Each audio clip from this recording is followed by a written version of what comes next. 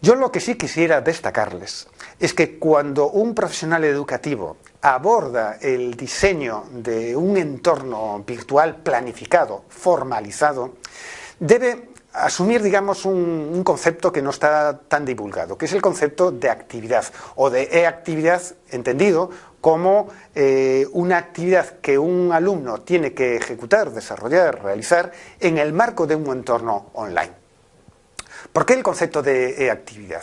Miren, está muy vinculado lógicamente a lo que es enseñanza y aprendizaje en entornos virtuales y learning, y lógicamente, por un lado, hay un equilibrio entre quien diseña, enseña en un entorno digital y quien aprende en el mismo. Pero lo que genera realmente aprendizaje es la experiencia que el alumno tiene en ese entorno. Para que obtenga esa experiencia de aprendizaje, de algún modo hay que planificar, preparar situaciones o actividades que el alumno tiene que realizar. Al hacerlas, obtiene, digamos, esa experiencia. Por eso, frente a lo que tradicionalmente se ha hecho en los entornos e-learning o aulas virtuales, de estructurar y organizar ese aula a través de contenido como eje central, les estoy proponiendo que sea la tarea de aprendizaje, la e-actividad, quien sea, digamos, ese elemento clave, eje, a partir del cual organizar o estructurar todos los elementos de un entorno virtual.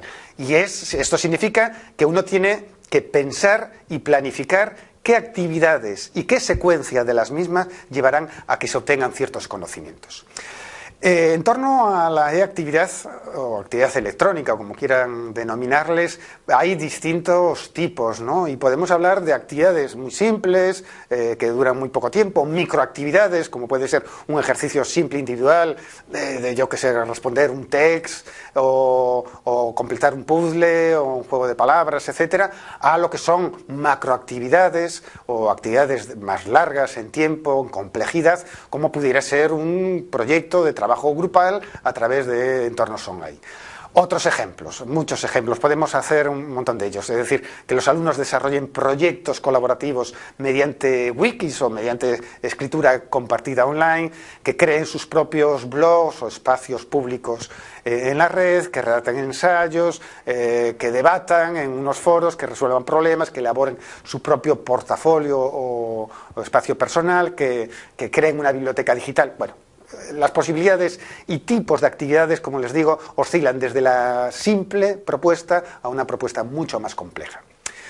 Lo que ocurre es que a la hora de planificar esas actividades, sean simples o sean complejas, ese docente o ese experto en educación responsable de la creación de un entorno de aprendizaje online debe tener, al menos, plantearse 4 cuestiones básicas.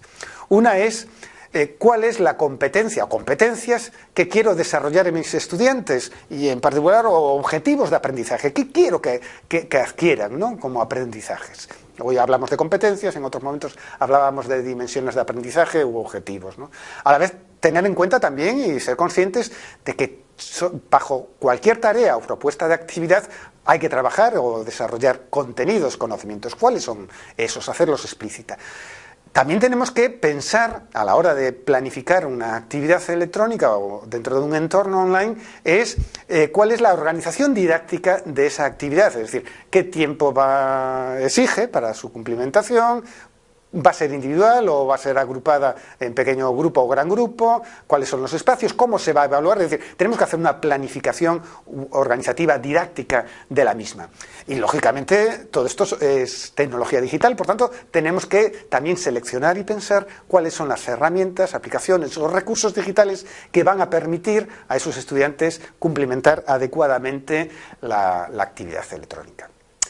Hoy en día hablamos ya también de metodologías para trabajar la enseñanza y el aprendizaje en entornos online, ¿no? Metodologías que tienen nombres que ustedes pueden encontrar en la bibliografía fácilmente, desde las webs, el aprendizaje por proyectos, aprendizaje colaborativo, estudios de caso, los círculos de aprendizaje, el aprendizaje basado en problemas o el aprendizaje por tareas.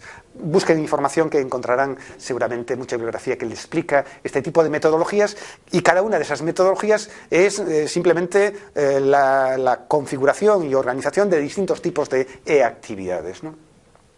Yo, por resumir y por ir sintetizando ideas básicas.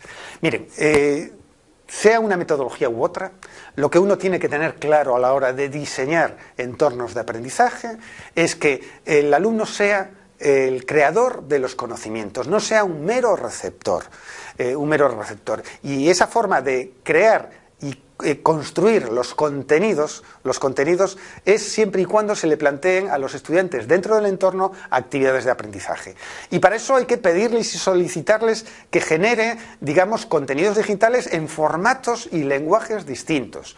Que el alumno se exprese, cree esos contenidos mediante textos, a través de ensayos o participaciones en foros o tal, en blogs, en hipertextos, que construya también ese conocimiento, esos contenidos en formatos audiovisuales, en formatos de imágenes, en infografías. Bueno, las posibilidades son muchas, como ya les cité antes.